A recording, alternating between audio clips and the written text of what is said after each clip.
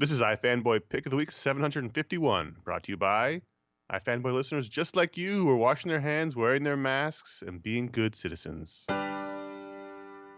Hello, welcome to iFanboy Pick of the Week, episode 751. I am Connor Kilpatrick. This is Josh Flanagan. Hello. And it's a short one this week. It is? It's a regular sized one. Okay, yeah. I was like, it's short? How do we know that now? I'm still tired from last week. Okay. We are iFanboy. And every week we read a bunch of comics. One of us picks one they like the best. We call it the Pick of the Week. Although that's been a challenge as of late. Sure has. Like. And I'm wondering, is it me or is it them? And I don't know. We'll talk about that book, other books from the week, the Patron Pick, listener mail if we have time. We'll have fun. Spoiler warning, this is a review show. There'll be spoilers. Exercise caution. Use the show notes. This week, Josh, you had the pick. I did, and it was the pick of the week is Fantastic Four number 24. But that was not reached without some soul searching. I feel like we do this a lot now, but I enjoyed the books I read. I did. I think it was a lot of solid 3 3/4 stars. Mm-hmm. I think that's where it was, but there was not much in terms of a standout, and there wasn't. And the ones that were better were kind of better in the same way that we've already talked about. So there wasn't a lot of extra to it. So I entered into consultation with my partner here, which is something that rarely happens. True. And it was not like, tell me what to do. I was like, what are you thinking? Because the idea is, you guys have listened to the show, and when we talk to each other, sometimes something will occur that hadn't, and that will sort of change the way you're thinking. And so it came down to between Marvel's X and Fantastic Four. And I went with Fantastic Four because it was kind of delightful, and it was an aside from all the stuff that was happening. It was just like, let's go back and expand on this one little moment that happened in Fantastic Four 50-something years ago. Right. And so it was sort of an old-timey story. And I had wondered coming back to this book after the Empire stuff. I was like, well, please don't let this be, and really as a move. And let's remember, Dan Slott, was half of Empire. Coming back into this and just being like, well, let's do this kind of story. This sort of like throwback of the time that Iceman was with the Fantastic Four while Johnny Storm was off having a temper tantrum, and it was equal parts modern and throwbacky. It's just that, and Dan Slott's very good at that because he's a person who's very familiar with the old comics. He grew up with them, and he understands them and appreciates them and likes them, and is pretty good at bringing them into modern comics, I think, which is a real skill. I think, Kurt Busiek is another guy who does that really well in a different flavor, but he rides the line very, very well. Yeah, and it doesn't always work, but like I was really not into the Spider-Man stuff he did, but Fantastic Four lends itself more to that than Spider-Man, I think. Fantastic Four, in its essence, is 60s goofy. There's almost no way to get around it, and I think that, and I also think that when this book gets too serious, it loses something. It doesn't work, which. Yeah, this is the tone I really like in the Fantastic Four. First of all, it's a great Nick Bradshaw cover. He's been doing the covers, but this one is really particularly very good. And I like you, when I saw, first of all, it was a little confusing because there's a giant banner across the top because the second half of this issue, I didn't even read it. I started to it, and I was like, oh no. A tie into Fortnite. I didn't. A Fortnite licensing deal, that's fine. That's what they do. But hey, they got top numbers on it, top names on it. I was like, there was some Gates. Confusion about if even this whole issue was like a thing, or if it was. But that was just the second half of the issue, which was double sized. So we're not talking about that. No, I didn't even read it. I won't read anything Greg Land does. But once I saw it was like a one-shot throwback story, I was like, "Oh, that's interesting." And then it was delightful, and the Paco Medina art, did a good job of sort of replicating 60s style, if not, not trying to do 60s style. I feel like the characters were thicker. Reed had this big jaw. They used some technique to try to replicate the dot pitch coloring, which didn't necessarily work, but at least lend itself to making it feel different. Yeah, and you know, like there was the design of the time, so like that Iceman was what Iceman used to look like. Yeah, You know, back the then. snow guy with the boots. It's just so strange he's wearing boots and not like Well, underwear. here's the deal: not a lot of traction with ice. That's true.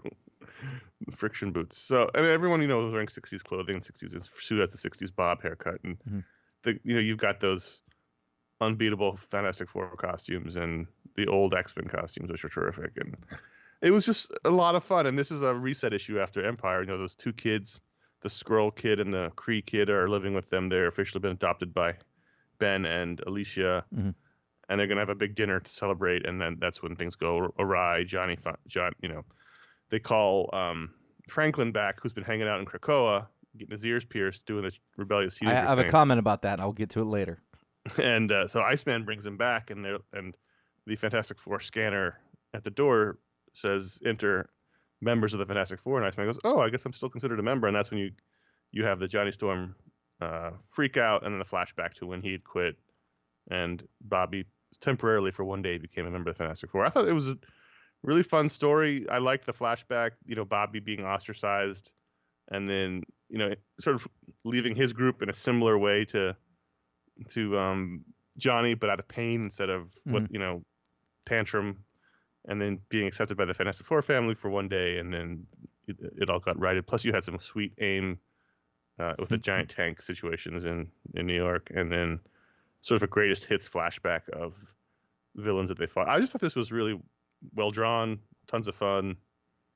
I really enjoyed reading it a lot. When I finished reading, I was like, "Oh, that was just delightful." It really was well drawn, and also the coloring from Jesus Aburtov I thought was perfect. Yeah, great. It was perfect. Again, you're striding the line a little bit. For most of the flashbacky stuff, it was like almost one tone, but just slightly modernized. And it was. The package is really nice, I mean this in the best way. It was out of place.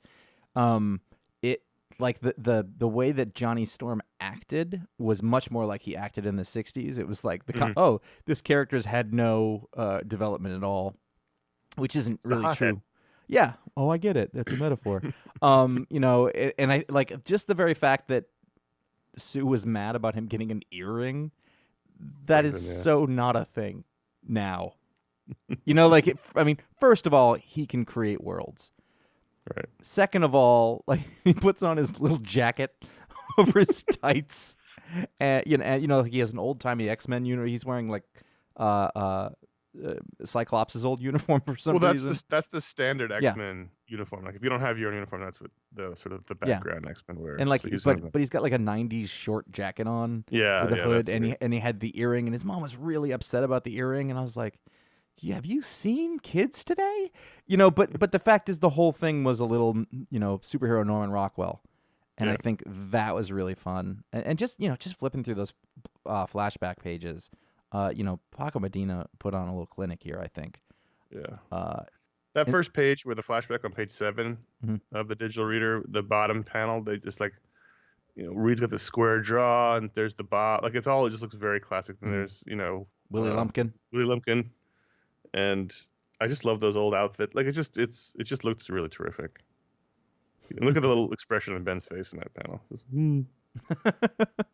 Yeah, it was a really and I think one of the reasons that it was harder to choose is that it stood out, but in a very subtle way. Like it was not a thing I was looking for, so it took a little bit, but it really was it was delightful, and it was a nice this is the same guy who wrote a lot of that story that you and I had a lot of problems with, a week ago. I mean, he didn't write it a week ago, but.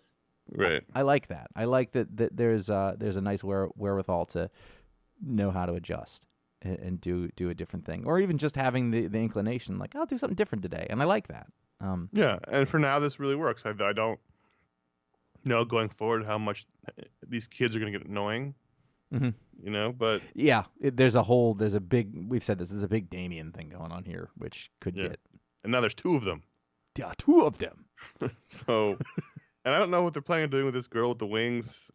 I really was hoping they would sort of get over that, but she's still here. And Isn't Bobby a brunette? Uh, At the end here, when Bobby stays for dinner, you got two blonde dudes. I don't know that sitting across he the- is, but I don't think he used to be. You know what I mean? It's not a big deal, but I No. thought he was a brunette now. It's funny because they didn't take any.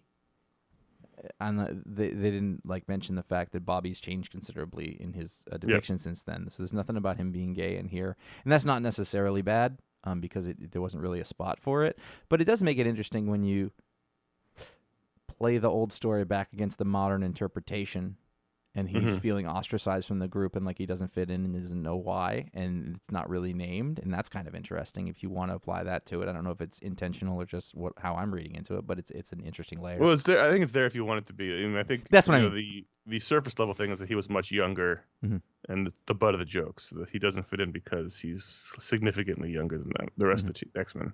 I don't think I knew but that. You can, he's like 13 or something. He's like Robin compared to the rest of the rest of them are in their 20s, and so they treated him like a kid, and the whole thing was that he was training in the danger room with the safeties on, and they were making fun of him, and even Jean laughed at him. So, but you can also take it as he just generally feels out of place because of his sexuality, which he's not aware of yet. So it all works, I think. Yeah, this is a great comic, and I think if you're not a Fantastic Four reader, this is a great issue you can just check out, and I think you can really enjoy it. If you're a Fantastic Four reader who's lapsed, comic. You've been like, it hasn't been into me lately. But if you're looking for like a Fantastic Four, it's a one shot. It's not. It ends. It's a complete story. It's a Marvel comic. It just feels like a Marvel comic. I know we say that sometimes. It's sort of an undefinable quality sometimes. No, you're right. This week we had a shootout at the Patron Pick, which we're going to talk about in a minute. And this book was the second place book by one vote, after leading for most of the voting period. So I figured we should talk about it. Yeah, Department of Truth #1, written by James Tynion IV, art by Martin Simmons, letters by Aditya Bidikar, who I saw his or her name a few times this week, and I thought, oh, there's a new letterer in town. There's a couple of new letters in town this week. Yeah, and I've been seeing the names pop up a lot more recently, which is interesting. This is from Image Comics. This is the newest release from Image. So I probably would have skipped this, but I knew it was like in the running for the Patron Pick, and so I just sort of read it preventively. The reason that I would have skipped it is, and I'm gonna. I've yet to be very impressed by James Tynion. I don't think he's a bad writer, but he's not been a writer who's done almost anything that spoke to me for very long. And so I don't get excited about it. However, he's got some heat on him. He's definitely moved up in the DC organization. He's put out several creator-owned books over several publishers. So I recognize that there's probably something there that I'm not seeing. So I start to read it, and right away I'm kind of struck, and not necessarily in a good way, by the art. That's to me the big story here. Well, we've got what reminds me. You know what I was like? This looks like a Joe Casey book. And like there was a while in the 2000s where this was the kind of book that was coming out. I'm trying to think. Not Mike Hawthorne. Who was the guy who did the truck driver book with him? Mike Huddleston. Mike Huddleston. Yeah, little like that. Little Ben Templesmith. Little of that action. On the good side, like the beginning is extremely abstract, and as you keep going, it sort of settles into itself a little more. So you have this story where. Well, hold on. Continue. Then we'll go back to the art because that's what I really want to talk about. But go ahead. You know what? Let's talk about the art, and then because I have So here's my problem. This kind of super abstract, not even abstract, just super stylized and hard to follow It reminded me a lot of Dave McKean on Arkham Asylum.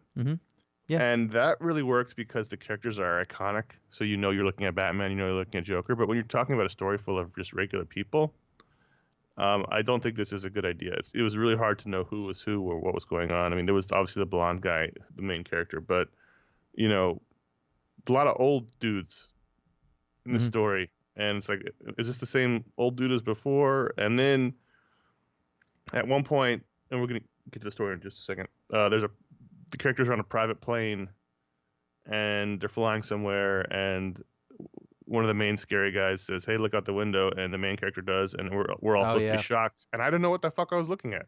Yep. This is 2-page spread of the plane flying, and we find out later it's a giant ice wall like Game of Thrones, but it's very abstract. There's an overlay of a globe of like a flat map on it. There's the Earth, there's the moon, and I kept looking at it, going, I don't know what I'm supposed to be looking at here. And I think if you're having a big reveal like that, that's supposed to be you're a 100% big moment right. in the story. I was like, are they flying into an abyss? What is this? And then the next page is like, is that an ice wall? And I was like, well, I guess it is.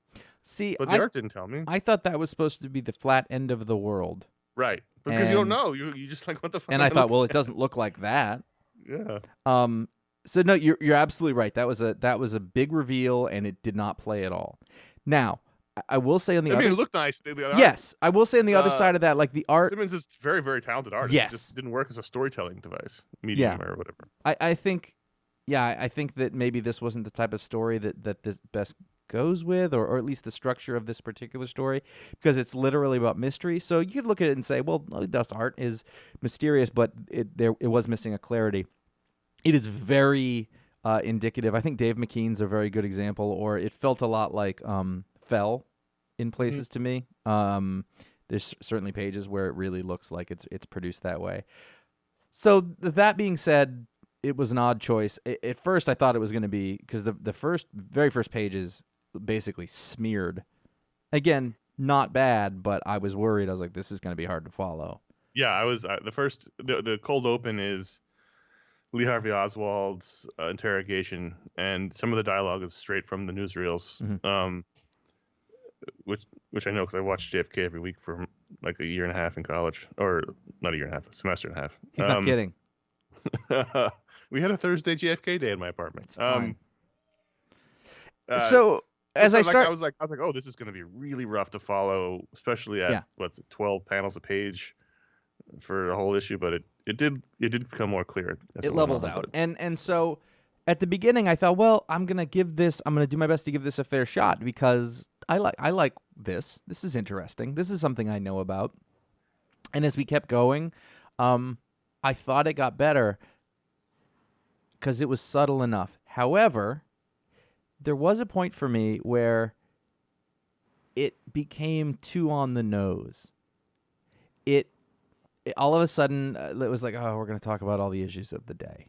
And we're going to talk about conspiracy theories and right-wing alt-right internet and flat earthers and the rich and the oligarchy and Koch brothers. Yeah, and I think that there's a place for that. I always have a very hard time with art exploring these kinds of historical occurrences at the time that they're happening, because I feel like it felt very much like a really intelligent take that came completely off Twitter. Well, yeah, that's like every I know comic book creator now. It's hard to not have context in the world. You know, you need some remove. I didn't dislike this. I didn't either. I really liked it a lot more than I thought I would. Yes, but I did enjoy it. The art was a real problem, and that's sort of foundational to a comic. Mm-hmm. And the twist was, I couldn't decide if I liked it or I groaned at it. It was, you're right, but it was interesting. Instead of twist, and it was a reveal. It was unexpected. And we haven't told people the story in case they've read it. So basically, the high level is, it opens with the Lee Harvey Oswald interrogation. These two shadowy government guys come in, clear the cops out, and they have a very oblique conversation where they're not saying what they would want to be saying, because that'd be giving us too much information. But clearly, Lee Harvey Oswald is involved with something to do with this assassination. Cut to the present day, where this sort of bookish FBI agent, who is an instructor, he's not a field agent, is brought in to be questioned by some shadowy government organization because he just had this strange experience. The conversation's happening in the basement of the Library of Congress. He thinks they're going to kill him, and he recounts the story of he helps investigate, or he helps track right-wing groups on the internet, and he went to a flat Earth conference because a lot of things were happening around that conference, and he ends up sort of falling into this conspiracy of flat earthers run by stand-ins for the Koch brothers, who clearly have a bigger agenda, and And then at the end, something is revealed to him, which I'm not going to say because Yeah, no, that makes sense. And the problem, yeah, I'm going to go with the problem is, like I said, it starts as we keep going. It starts to get more and more on the nose, like it's constant. Let me finish this sentence before you write me a letter. It's constantly pointed out that these are white men and they're all the same and like this, and that is a real thing. That is a source of problem or whatever. But like, I know it, and it just feels like armchair T-shirt slogan, social commentary, if that makes sense. Like I want, or if you're gonna do that, you better be funny about it. In fact, there's bits here where I like he had at the Flat Earth convention, they're all dressed the same. yeah. And I was like, oh, that's kind of funny. Maybe you're gonna have a little satire or humor thing here. But if it was that, it didn't play. It's not Mark Russell. I thought that they let him into the circle way too quickly. Mm-hmm. Like, Yeah. they find out he's an FBI agent. Instead of being really suspicious about what he's doing there, they're like, oh, great, we got one of you on our side. Mm-hmm. I was like, you guys aren't even going to vet him? Like, you're going to bring him into the ballroom with the movie playing and the really rich, powerful guys watching it and the lady with the red dress and just like that? But, yeah, I mean, like if I'm comparing this to Billionaire Island, there's a clear win. Like they're both saying the same thing, more or less. You know, about culture, about society. It was just. I think it's a lot of good ideas here, and there's probably too much. Well, that's sort of the usual knock on Tinian is there's too much, but I liked it enough that I'll probably read another issue. Me too, and I know that there's criticism, but a lot of it is me coming to terms with trying to understand what I'm doing and what I'm reading and seeing if maybe I'm wrong about some of these presuppositions. But you know, it's not bad work. It's interesting. It's thoughtful. You know, for me, it becomes an issue of when does the really interesting and well-made collage work collide with storytelling? Yeah, and at That's the end of the day, very fair. you need to tell a story with the art as interesting as it looks. And if there's a lot of more problems like we had in this issue, that might be the thing that keeps me from reading more of it. Look, he can put together an art piece really well, but if I can't tell what's happening, and it doesn't do its job because it's a story, you know, first and foremost. I think that's hardest in the first issue, though. I mean, like it should get easier from here, and so that's your real challenge. At least you can tell the main character is. Yeah, luckily, but I just was really stuck on that one double-page spread, which was supposed to be a big moment in the book, and just if you can't communicate what that means, then that's a failure in storytelling. I think it needed, like, I know that's not my that's I agree with that problem. It's not my biggest problem. I think my biggest problem is that I think it needed about one or two more passes to really shore up what it is and what it's doing and what the tone is, and trying to keep it consistent, because I don't have a good sense of what it is. It's clever doesn't do it for me. It's not enough. You know, like there's good ideas, but the delivery method needs to be refined. And you know, I definitely have a problem with on the nose social commentary. Like it's very well. You said it correctly. It's Twitter commentary. Yeah. And that's not deep enough. I don't have it, but you know, like that exists for that. When I come to art, I want deeper. I want the next level of thinking from that, and I think either that or I want it to be funny as shit. One of those two things. Injustice Year Zero, number 7, Tom Taylor. Kyan? Tormey? I mean, if it was Keen? Irish, it'd be Keen. But I don't Keen. know. I bet it's Keen. Keen Tormey. That's my guess. Keen Tormey. Rain Barretto, Wes Abbott. This is part 7 of the digital first prequel to the Injustice series that we didn't read. I haven't read half of it. Oh, I haven't. Well, once we decided we weren't doing For the Books Explode, at least anytime soon, I haven't started reading it yet. It's really good.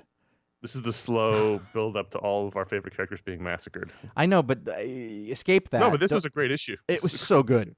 It was, you know, we're going to keep going back and flogging this horse, but man, Tom Taylor writes these characters in such an interesting way. And even like, there's this bit where Amazing Man is attacked, and the way that he escapes it by touching a doorknob and turning himself into brass or whatever. Mm-hmm. Like that was really wonderfully done as a comic book sequence. This is the aftermath of the Joker getting that mystical artifact that allows him to take over people's bodies. In the last issue, he used it to take over Alan Scott and to stab and kill. Which one did he kill? Not Dr. Midnight, because he's in the book. Wasn't it? No, wasn't it Dr. Midnight? No. I don't know. Don't worry. Wesley Dodds, Sandman. Yeah, Sandman. He kills Sandman, and then he falls out of the sky because the Joker doesn't realize that there's a limit to how long the ring can stay charged. But now he's in the hospital. His husband, I guess, I don't know, his partner, husband, boyfriend is there, and I love the scene between him and Superman. That was a terrific scene. The characterization part of that, where he walks in and the guy's like, I already answered all of Batman's questions. Like, I'm not here for that. And he just talks to him. It's like, this is the top Superman. And then Superman walks out of the room, and Batman's like, what did you learn? He's like, I didn't go in there for that. And then something else, like, he's like, what'd you think? He's not lying. Like, so he did go in for that. He meant it. It was real, but he still took something out of it that was useful that he could give to Batman. I thought that was a really delicate, nice balance. Also, I dug after the assassination fails and we get back to the, I don't know, this thing going on with the Joker is really interesting, and I'm liking the way that it's being portrayed. Mm-hmm. Like, there's a page, it's 18 on your digital reader there. He's sitting back in the chair, and he's like, why isn't this as much fun? And he's still the Joker, but he's got this whole other thing going on. I thought it was really subtly interesting. And then, we once again have to make Harley Quinn into a hero, because that's what always happens. And although I did like the moment, it was reminiscent of the shocking bit in Mad Love where he backhands her, way back in the 90s when it was before Joker treating her like a rag doll was a normal thing, where he makes some decision and has her jump off the top of this giant staircase. And that one panel where she's in the air, in this beautiful sort of swan dive, because he's got this mind control power, is shocking, because she's about to fall very far. Mm-hmm. Not to her death, but certainly to her injury.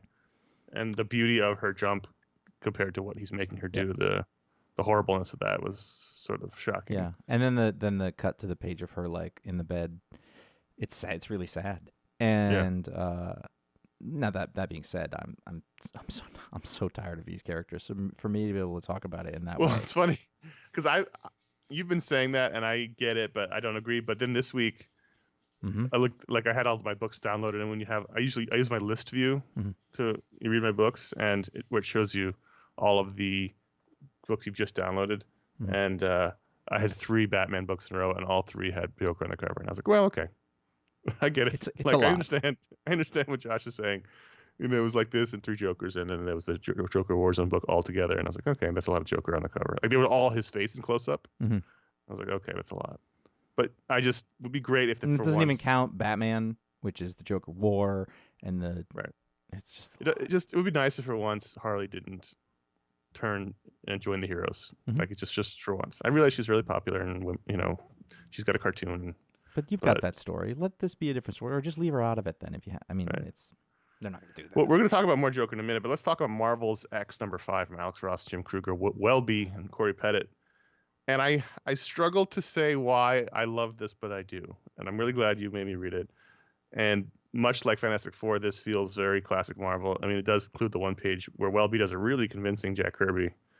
But it's strange because it's not a new story. It's not breaking any ground. It's a well-trod area, but I think partially it's because all the characters are wearing their classic 80s Marvel costumes, but it just feels like a warm blanket, especially this issue where all the heroes basically show up.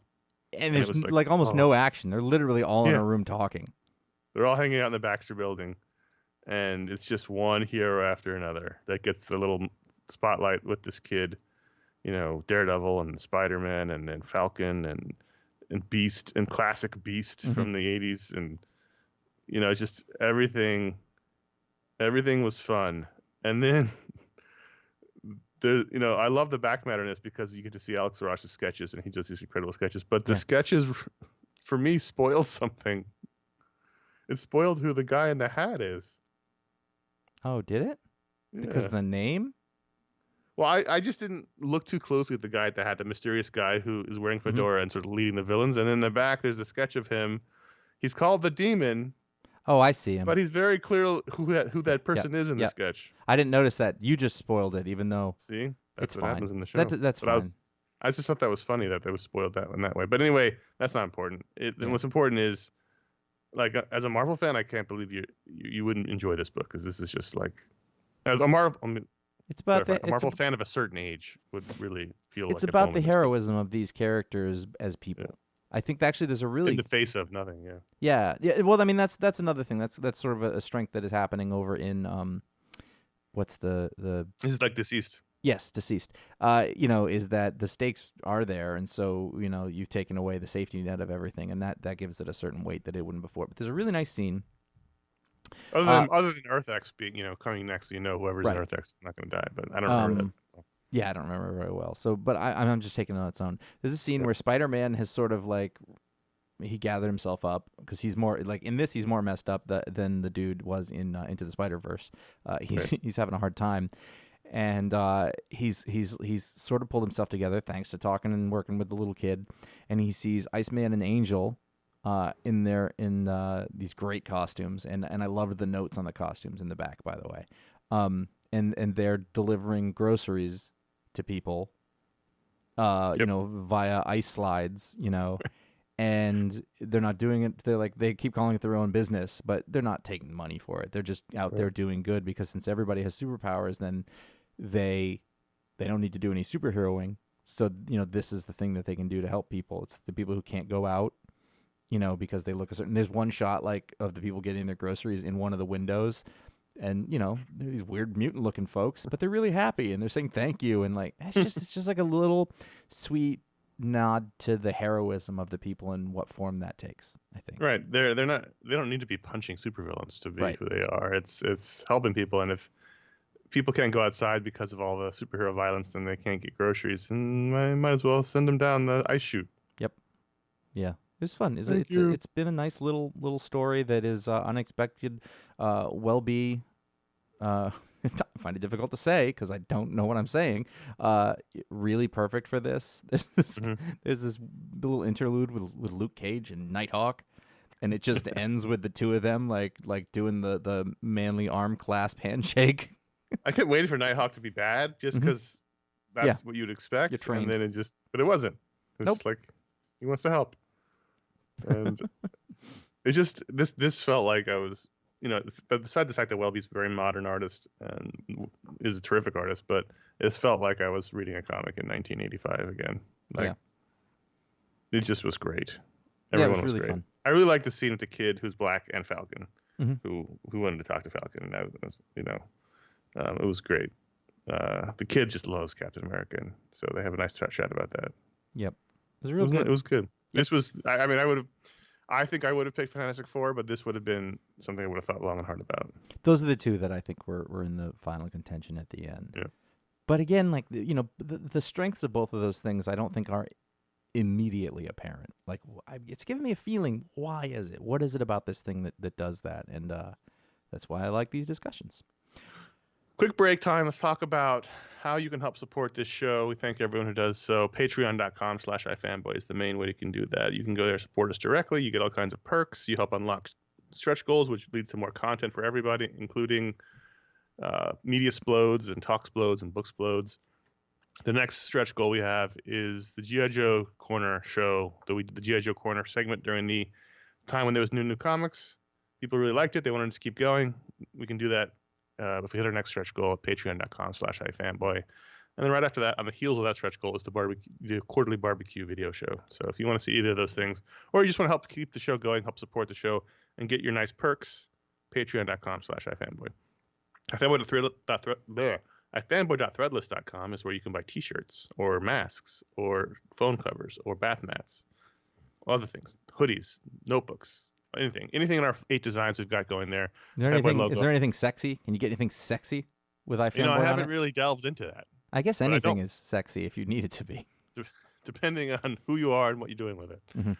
iFanboy logo, Herm, Piccadilly sexy podcast, phone covers, ratings. If one of the Electro GDAT, Nothing Makes Sense, Nothing Matters, and Stay Home and Read Comics. All those designs are available there, and we continue to give a portion of our profits on Stay Home and Read Comics to the Comic Book United Fund. So thanks for picking up those items. iFanboy.com/support. That's where you can help us out directly via PayPal. Again, if you are a Luxembourgian banker and need to put your cash somewhere, iFanboy.com/support. Then iFanboy.com/Amazon. You can buy all the books we talk about via the Booksplode show, and I just updated that page, so it's current. So you can buy all the Booksplode books there, as well as a general Amazon shopping link. And we thank everyone who does all those things to help support the show. You do keep us going.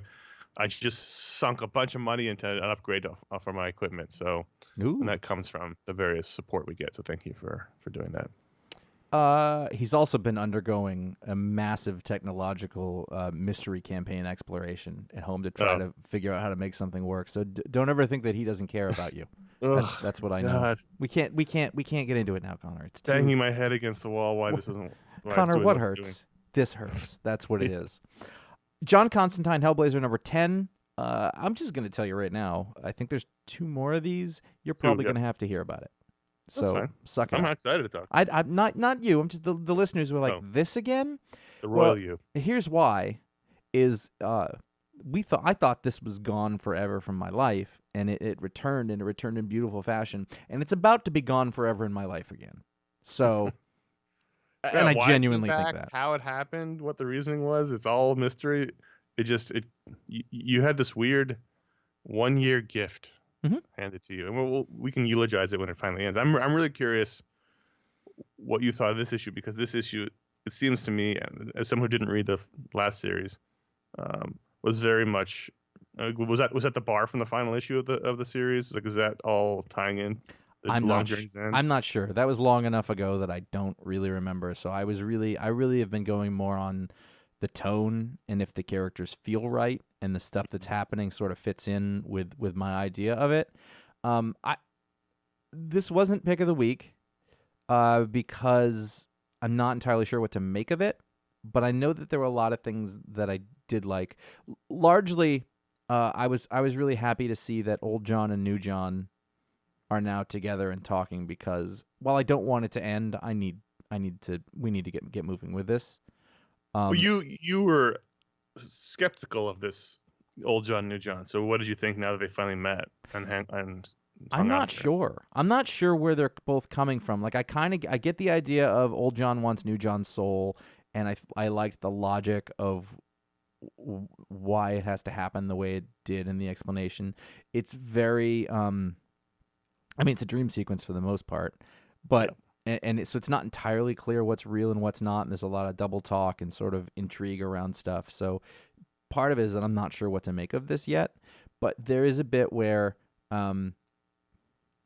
basically all of the friends that we have met over the course of this story, that the new relationships that John has made in classic Constantine style, they're all they're not really ended, but they're brutally murdered, right? In a Godfather-esque sort of montage. The Scottish bouncer, the mute, the hippie, the hippie alchemist mage guy, and then another one, and it's revealed to not have actually happened. But I was like, oh. Yeah, exactly. So like you got that feeling. You got the same way that John had the feeling reading it, was you did too.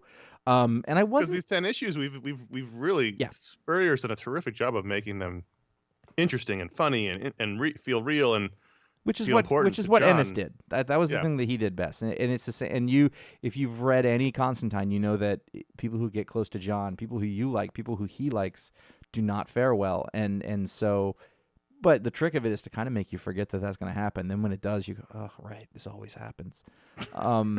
So you got a little reprieve from that. And that was very Constantine. That was very, how it was supposed to be. And like when it happened, I was like, oh, I can't be mad. That's what happens. But it was a little more complicated than that. So like I said, I think the next 2 issues are going to help clarify what happened here to me a little bit better. But it was great. Like it's spot on target. And again, no idea how this even got published in the first place. No. Or what? I would love to find out why. Yeah, I mean, I would like to think it would be the purity of like, this was a great pitch and the first script that came in was amazing. Like, Right. that should be enough, but it's not. Well, there's no other media tie-in. It's not like he's TV show still on. He's a character on Legends, but he's, it's not like they would.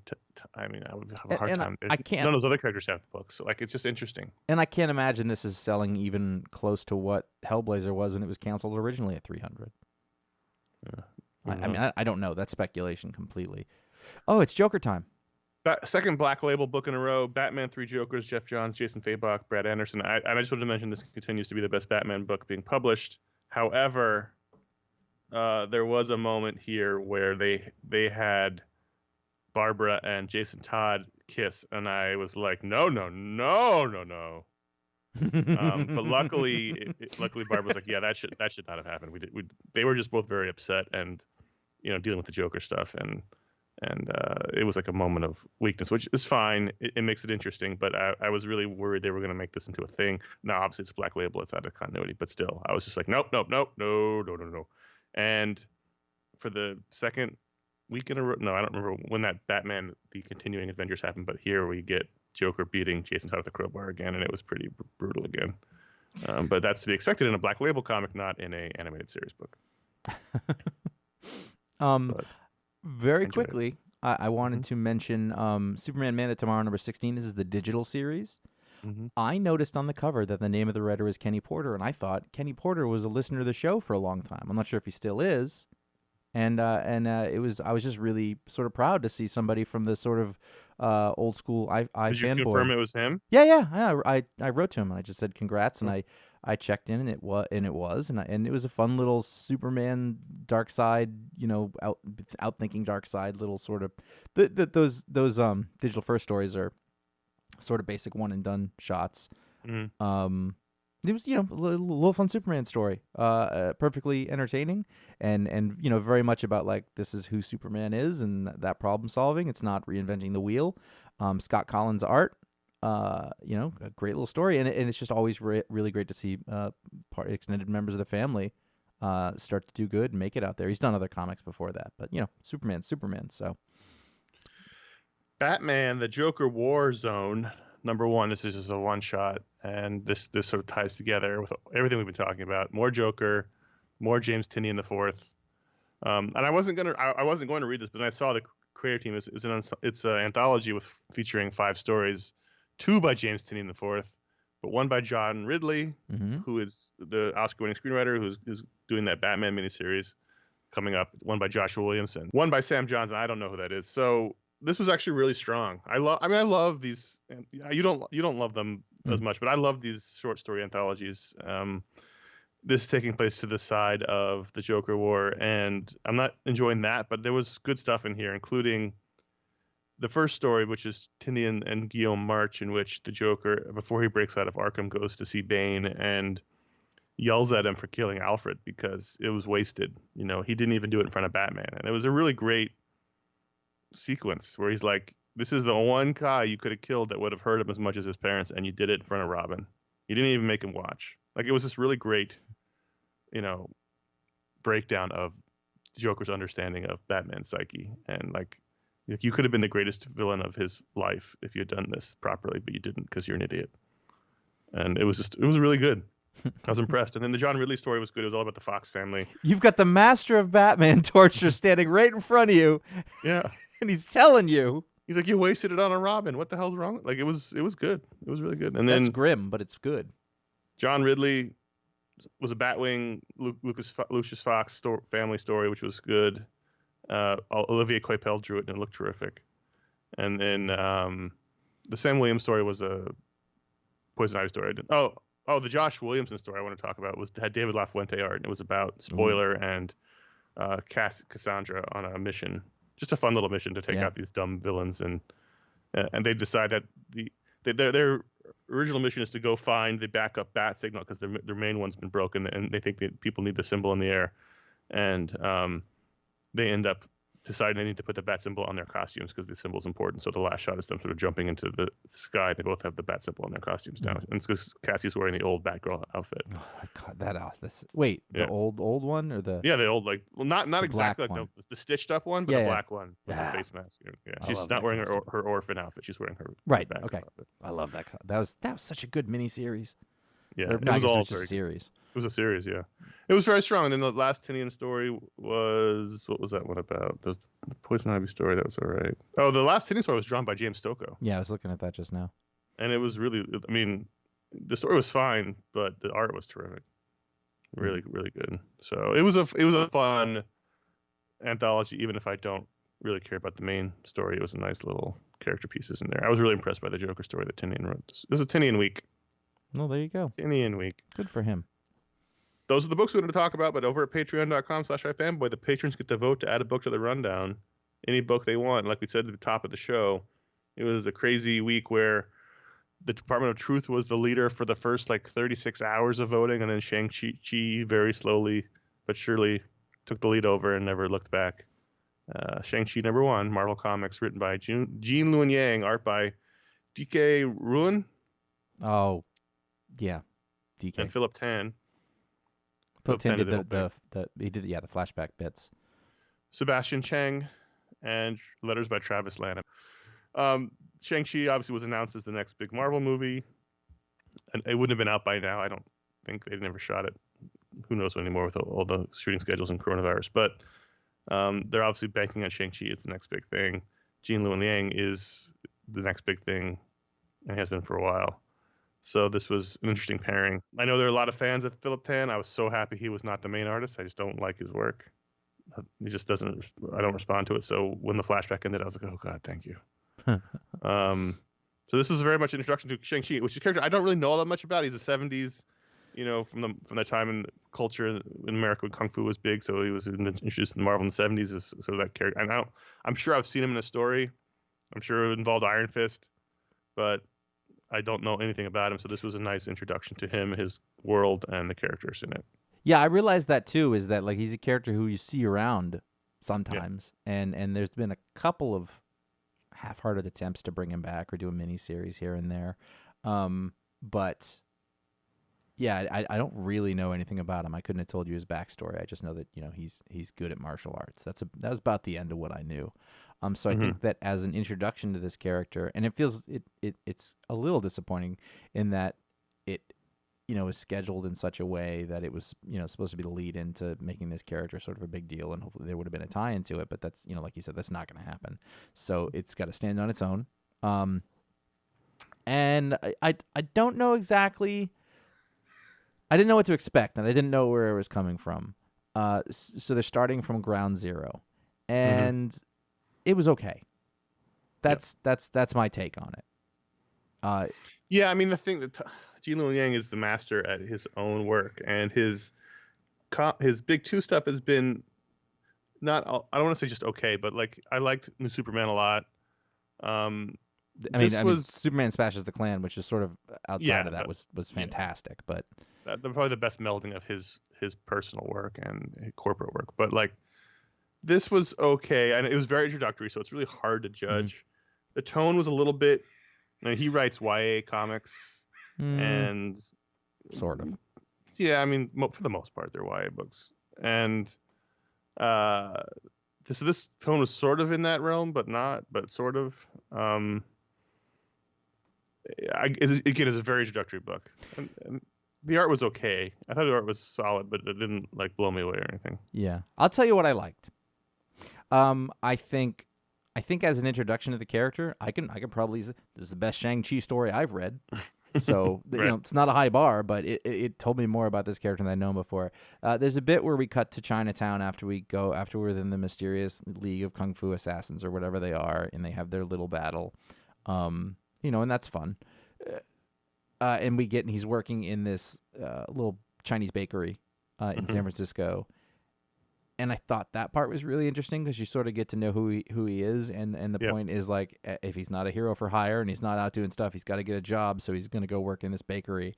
And the old lady there is the old Chinese grandma or auntie, and she's cute and funny, and sassy, and and he's just a good guy. He's got a whole Clark Kent vibe going on there.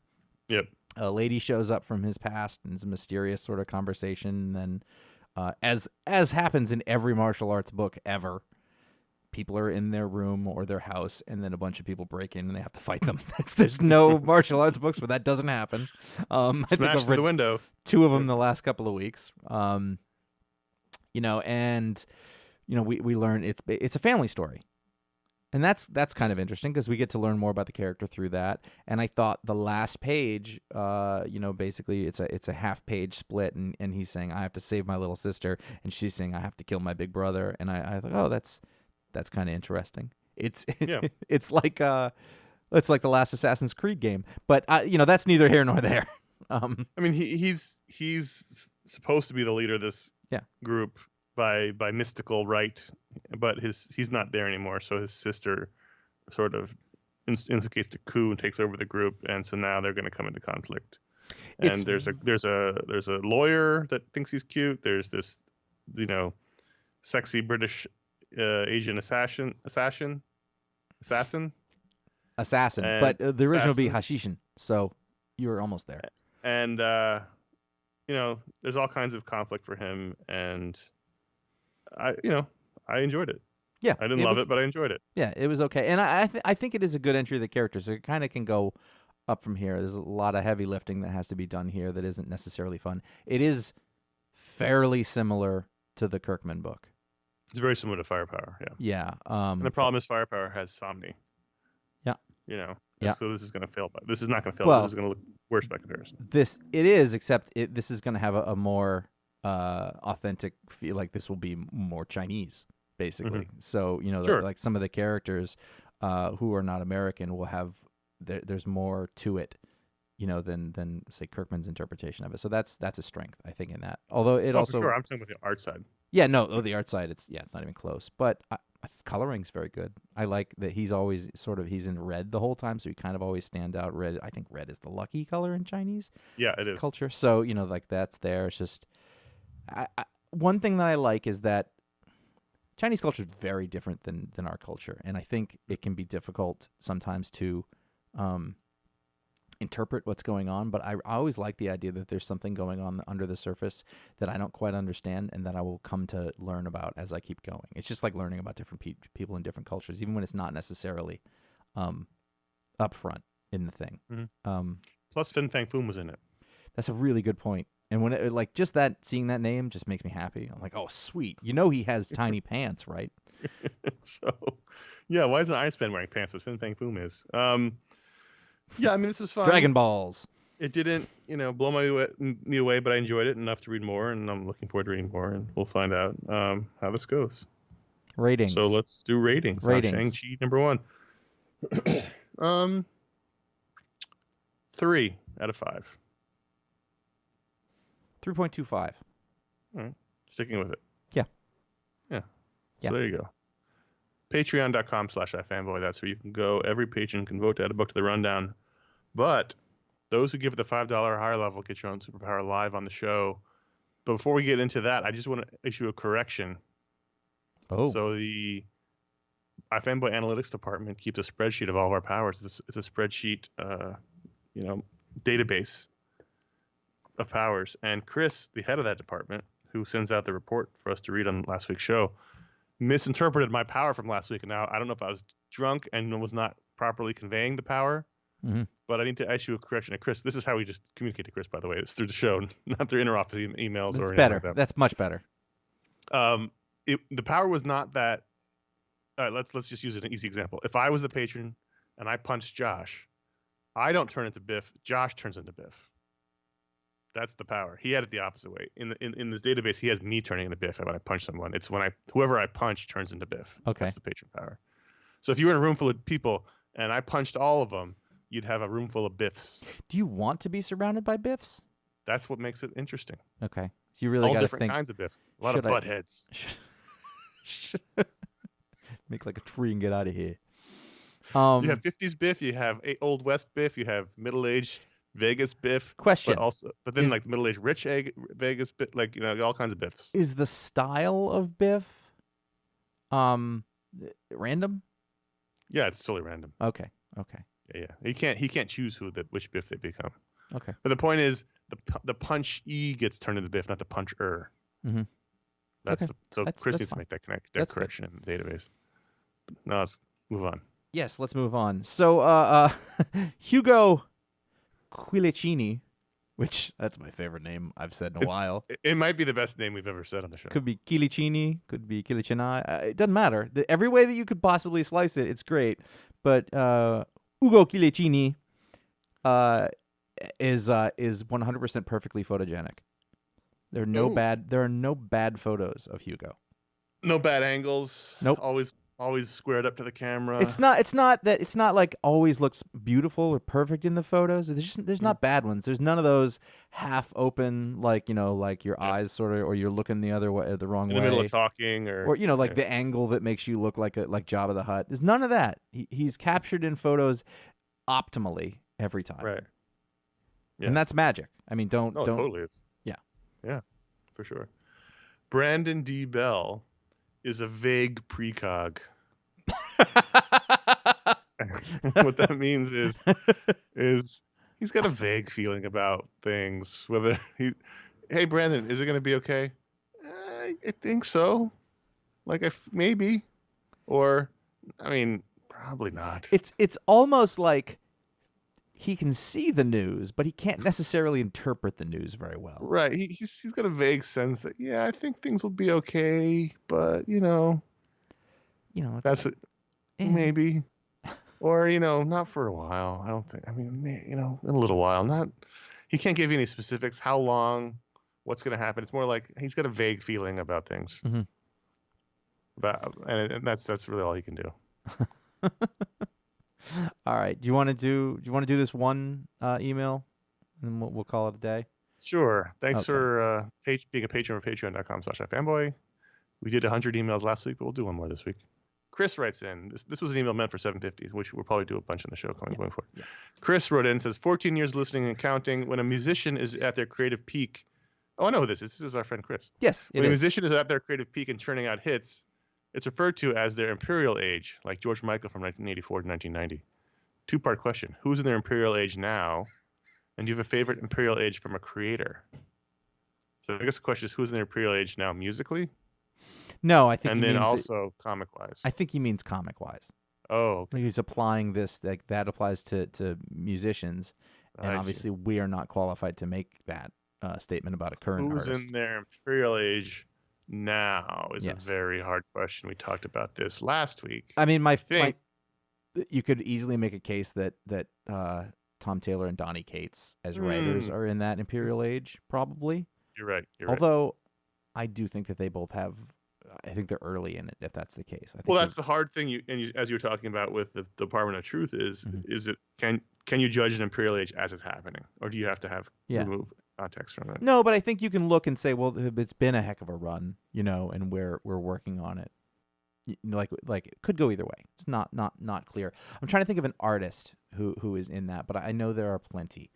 Well, there's plenty of great ones, but as we talked about last week, there's hardly anyone that's like moving the industry or changing the industry. Yeah, I think that you have to talk about it from just a purely creative standpoint, where like this person is churning out great work. So if we looked, doesn't do a lot of work, but there's a certain point where you could have said like Goran Parlov is in his Imperial Age. Like, I think it sounds like it is. Esad Ribic, Chris Samnee. Yeah, like there's a lot of people. Do you think Chris Samnee's is over? No, his art's still incredible. I mean, if you're talking about just the creative output, the art's still incredible. Yeah, I know, but if Art Adams drew a book today, you'd be like, that's great, but you wouldn't say he was in that period. So what I'm wondering is, if you're talking about a 6-year period, is that over? By the way, Art Adams did do a page of Legion this week. Yeah.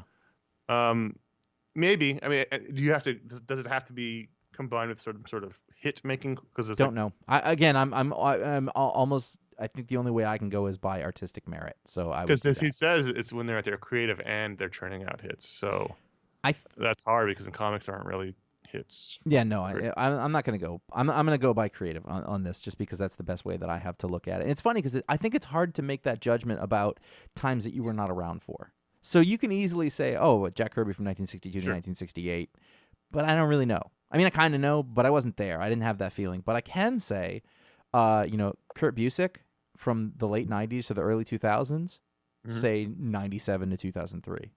Right. That dude was destroying everything he touched in a good way. I mean, there's so many good comics from that period that he was involved with, from the institution of Astro City to the Avengers to Thunderbolts. Like he was just hit after hit after hit. Avengers Forever, just amazing stuff coming out of that mind. That would fit the definition because it was creatively and financially successful. Yeah. So he was a big deal. I mean, I would Mark away from that era as well. On the other side, they were sort of the two sides of the same coin at the time. I mean, the last real easy one is, again, what we talked about last week, is Bendis from 2000 to 2008 or 9. Yeah. And Jeff Johns pretty much at that same time. Between Action Comics and Justice Society and all the event stuff he did versus Ultimate Spider-Man and New Avengers, and that, even if it was just those two books, Bendis did a lot more than that, Powers and other things. Everything he did was not only impactful but really good. So those are the last, I think, two major Imperial Ages. Darwin, 2000. Yeah, I mean, Darwin's different because he wasn't as prolific, but everything. No, but he did if you was go great. 2004 to, basically up through Parker, I mean, basically like the New Frontier through Parker was that. I would also go with I'm going to just say Ennis and Dillon together as a team from the end of Hellblazer in through the first chunk of Preacher. And not that Preacher got bad or anything, but like sort of those two creative. And actually, you could even take it into Punisher. I mean, like that was just an amazing team. You can go like that forever. I mean, there's the whole Rucka run from the late '90s when he was on Batman and then he was into Queen and Country through the early 2000s, and then similarly Brubaker. I mean, Brubaker is still doing great work, but he was much more in the mainstream of the industry. Brubaker's a little like Ennis in that way. Like, he did his sort of really like varied and interesting work in mainstream, and then he's like, "That's what I'm going to do now." And the stuff that he's doing now is really good, but it's not like the same. You know what to expect, and if you like that artist, you're going to like their albums. You know what I mean? But it's not. He settled into a groove where he does his albums. Yep. He puts them out. People who like him buy those. Makes the next one. Right. Yeah. He's not doing the talk show circuit. He's not.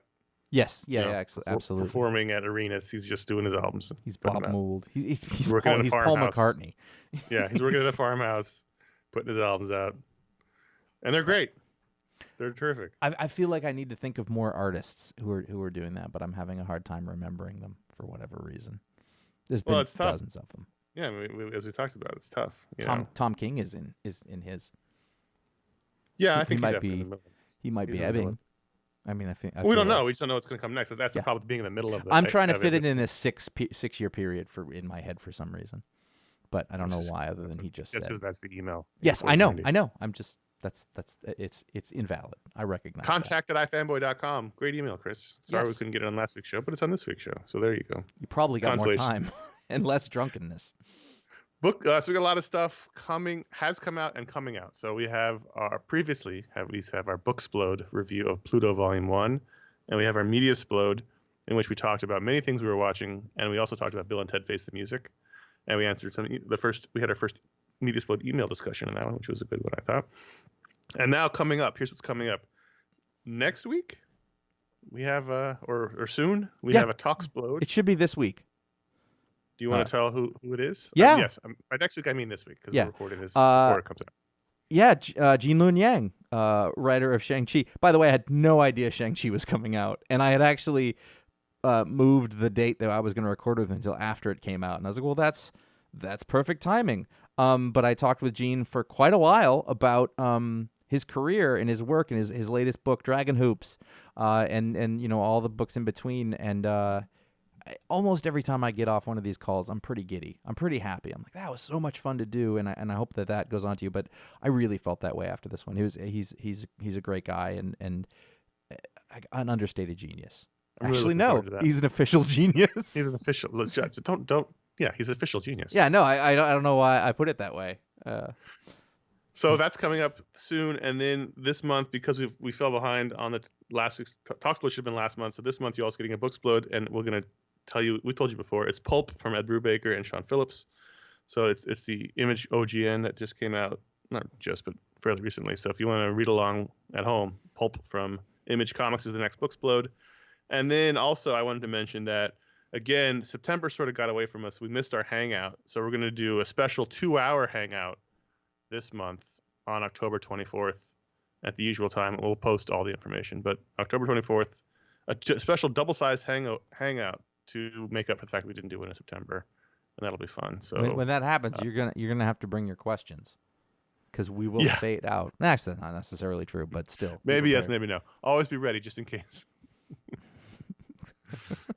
Get over. We can't do it all ourselves. Get over to iFanboy. We used to do 5 shows a week. I know. I'm just more than that. 7 shows a week. Ugh, it's hard when Ron. We can't talk about everything because Ron is a job, so we have a limited amount of things we can talk about. He'll do it if you'll give him long enough.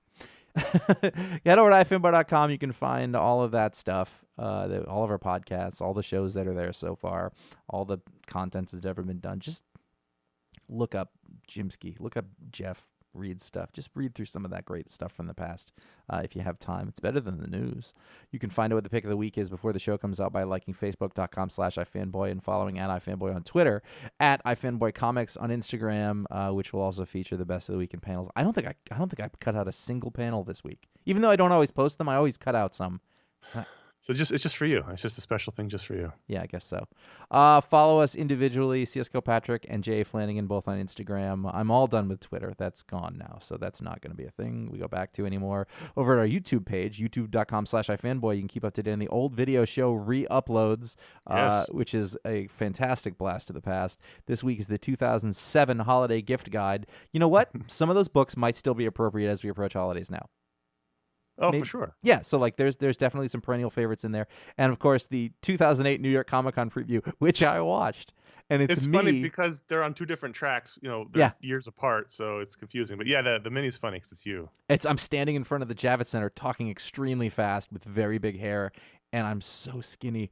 I remember that jacket that I was like, oh man, that jacket doesn't even fit around my midsection anymore. It looks huge on me there. If I recall, you almost get hit by a truck at the end. And yeah, you were like on speed. Like what I want to know is, did you have like notes or cue cards of something? Because I was like, how do we talked about it on the walk over, and I think we did 2 takes of it.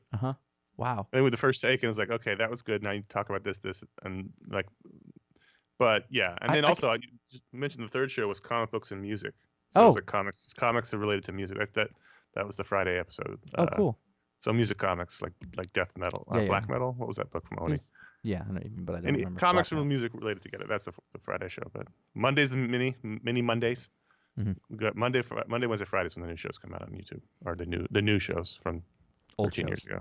Yeah, but yeah, that was a funny mini. It was funny. It's 2 minutes of Josh just talking as fast as he can and trying not to get killed by a guy just out of the tunnel from Jersey. Yep. So if you like the show, please consider writing a review or leaving a star rating on Apple Podcasts or wherever it is you listen to podcasts, whatever aggregator. As we mentioned, we're now on Apple Music, which now has a podcast section. So if you search iFanboy, you'll find it there. And if you use Apple Music and you want to follow us there, that'd be great. But you mean Amazon? That's what I meant. Amazon. Yeah. Because it's Apple Podcasts and then Amazon Music. Traps. Amazon Podcasts. That's where we are now. But also any show you listen to. It's a great way to help support any show you enjoy is to leave a review and a star rating. It helps people find shows, and anytime that happens, people who make the shows do appreciate that, and we all thank you. And even better than that is word of mouth. Tell your friends who are looking for podcasts or comic people, or in the comic store. We used to have stores that would play our show in the background, which I think is funny. So that we thank everyone who helps spread the word, and we do appreciate that. And that's it. This show feels short. It isn't. It's not. We're long, actually. Yeah, Until next week. It's not. Do you remember when you could go to movies and you could go see like an old movie? You remember that was a thing? I saw Goonies like a year or 2 ago, and it was the best. Oh, it's great. It was so much fun, and I thought, oh my God, you know what I was about to say? They don't make movies like this anymore, but they don't. They don't. Those things are now on TV, like Stranger Things, or whatever. Yeah, but that's just a reference of it. That's a shadow of a thing. Yeah, and sure. Like because it's so weird to me that so much of the stuff that we grew up watching was influenced by what the people liked before. So it's like serials and pirate movies and stuff like that that they would have seen when they were kids. And now our kids are growing up with our weird interpretations of those interpretations. Like it's this echoing change. Anyway, echo of an echo. It's it's very pulp serial inspired. It's over the top. It's very silly. It's terrific. Though. Some uncomfortable, not aged well racial stereotypes, but friends. You talking about the Italians? Yes, that's what I meant. So all right. Until next week, I'm Connor. Oh, sola mia. Oh my God. Oh, I just have chills thinking about the blender. Oh. Chills. And then he says that I made a sound. This kid's great.